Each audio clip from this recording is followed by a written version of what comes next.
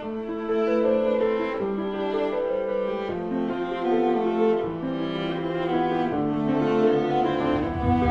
diseur de mots.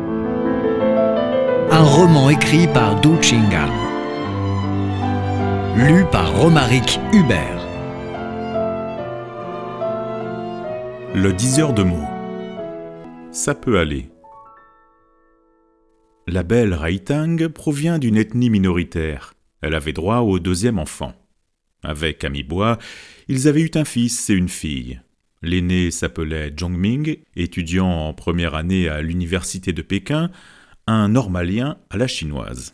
La fille se prénommait Nila. Elle avait 9 ans, de même âge que Dadine, la fille de Dado. Les deux fillettes s'entendaient à merveille. En dehors de leurs brillantes études à l'école, elles aimaient toutes à dessiner et à calligraphier, le tout en faisant preuve d'une maîtrise remarquable. Raitang ouvrit 3 pharmacies, gagnait plus que son mari, en surface du moins. Le maire avait souvent un revenu gris considérable. La pharmacienne se passionnait pour la peinture, restait en contact intime avec Linda, épouse de Dado et peintre renommé. C'était en vacances d'hiver. Il neigea à Wuhan, mais sur l'île de Sanyang, il faisait doux et agréable.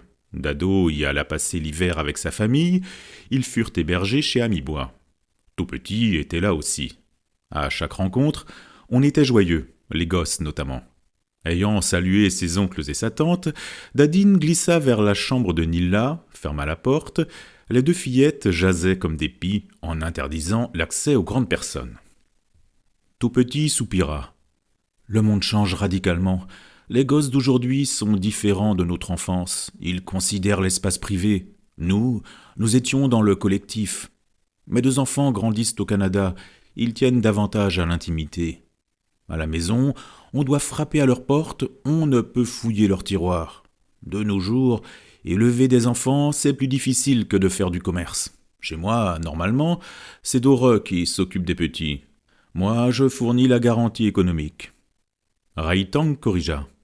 L'éducation des enfants est une tâche de première importance. La mère et le père doivent tous les deux y prendre part. Il y a un équilibre à tenir des 2 côtés.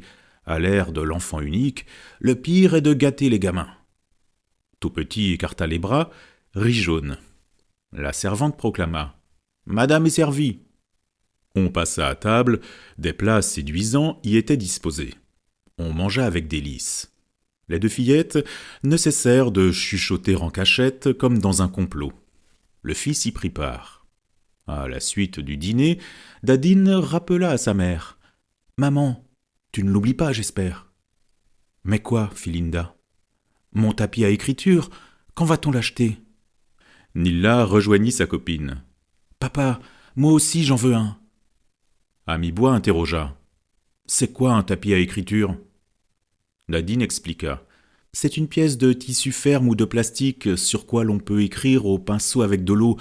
Un moment après, l'eau se sèche, on recommence et à l'infini, c'est très bon pour la calligraphie. » « Combien ça coûte ?»« Je l'ai découvert à l'aéroport. 480 yuan pièce. » Linda en reporta les circonstances. Ce matin, dans la salle d'attente de l'aéroport, Dadine a trouvé ce tapis dans une boutique de luxe. Elle le réclamait, je le trouvais trop cher. J'ai refusé et lui ai promis de l'acheter dans un magasin ordinaire. Dadine jeta un regard plaintif sur sa mère, tira Nila par la manche, se dirigea vers la chambre en déclarant « Laissons discuter les grandes personnes. Nous regagnons notre royaume, continuons à jouer à la toupie. » Nila ajouta « Attention, Dadine, je sortirai le parapluie céleste si tu m'opposes le poignet gigantesque. Mon frère fait l'arbitre. On aura une belle bataille. Je suis sûr que ma toupie résistera mieux au choc, elle tournera plus longtemps. » La porte se referma, les enfants replongèrent dans la bataille des toupies. Tout petit adressa un franc reproche à Linda. « Dadine réclame à juste titre, c'est un objet très utile. Rien que 480 yuan, et tu as refusé, tu y vas un peu fort. » Linda rectifia. « 500 yuan n'est pas une somme astronomique, mais je connais la différence de prix. Dans un magasin ordinaire, ça coûte seulement 48 yuan. Celui de l'aéroport pourrait être de meilleure qualité, mais le prix est multiplié par 10. Pour un enfant, ça dépasse la limite. Dans ce cas-là, il faut que l'enfant compare et apprenne à économiser. Je connais l'enjeu. Un tapis ordinaire suffit pour un bon entraînement. Dans une famille aisée, l'enfant doit savoir que l'argent ne tombe pas du ciel. Rai Tang intervint contre Tout Petit. Avec les gamins, tu fais de trop grandes mains. Tu combles toutes leurs demandes, même les irraisonnables. Heureusement, Dore est là. Sinon, tu gâterais encore plus ta génération descendante. Tout Petit haussa les épaules, se tut. Dado, c'est le même type, ajouta Linda. Au beau milieu de la conversation, les trois enfants ressortirent de la chambre. Dadine demanda à haute voix. « Cher papa, maman, tante et oncle, vous avez décidé ?» Après un regard circulaire, la fillette relança. « Tout à l'heure, Jongming a eu une bonne idée. Si la décision est difficile à prendre, on demandera à maman d'écrire un mot. Papa le lira en prévoyance. Si ça dit oui, moi et Nilla, on achète un tapis. Au cas contraire, on laisse tomber. » Ami-Bois se prit à rigoler. « Vraiment, c'est une très bonne idée. Dadine est toute jeune, mais elle parle sans aucune faille. Quelle verve. Cher peintre et professeur, je vous avertis, quand elle sera grande, il y aura de beaux éclats à voir et à supporter. » Maintenant déjà, elle nous coince constamment, précisa la mère. Sa plainte à peine terminée, sa fille lui tendit papier et stylo. Linda rit aux éclats. « Vous aviez tout comploté, bravo !» Sur ce, elle traça en vitesse un J, qui signifie étrange, sur papier. Dado regarda le mot, livra tout de suite sa clé. La demande des enfants est justifiée par la main du destin. Voyez, J donne da, grandement, et que, aller, qui signifie ça peut grandement aller. Conclusion, il faut acheter les tapis à écriture.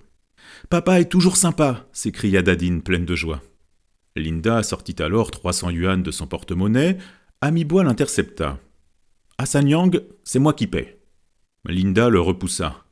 Pour défaire le nœud, il faut la présence de celui qui l'avait fait, sinon les efforts antérieurs seront réduits à néant. Ami-Bois retira son bras, Dadine reprit les espèces, se rua vers la porte avec Nilla. À l'entrée, Dado avertit. « 1 minute, s'il vous plaît. Je n'ai pas encore fini ma lecture. » Dans le Da, on distingue un yun, homme. L'ensemble fait une grande personne. Pour faire des achats, il faut un adulte qui vous accompagne. Jongming se porta en avant. « Je les escorte. En bas, à 200 mètres, il y a une papeterie. » Les trois enfants partirent. Tout Petit gloussa.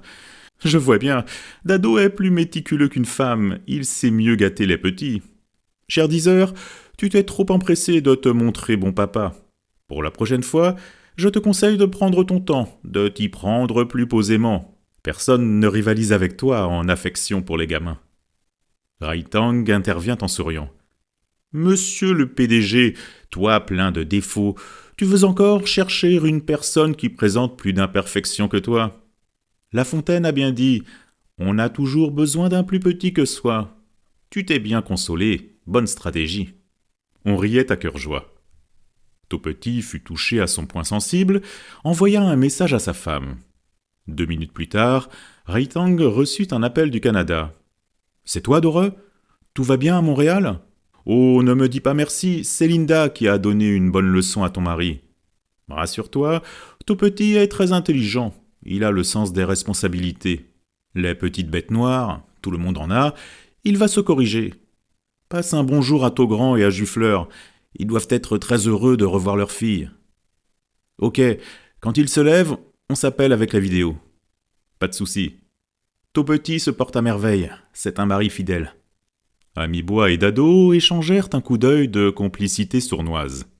Tout Petit sourit tout malin, afficha un air innocent. Au bout d'une demi-heure, les trois enfants furent de retour, tout joyeux. « Vous avez fait bonne course ?» dit Linda.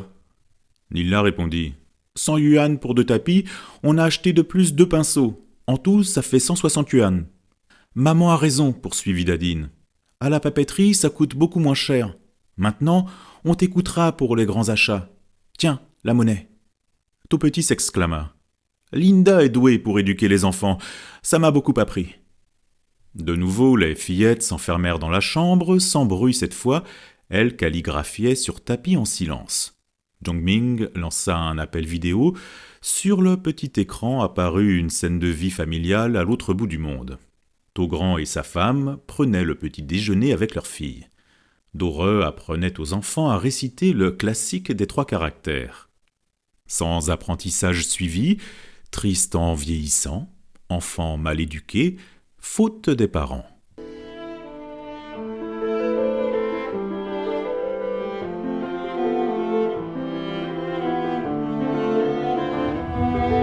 Le 10 heures de mots. Un roman écrit par Du Ching-al. Lu par Romaric Hubert.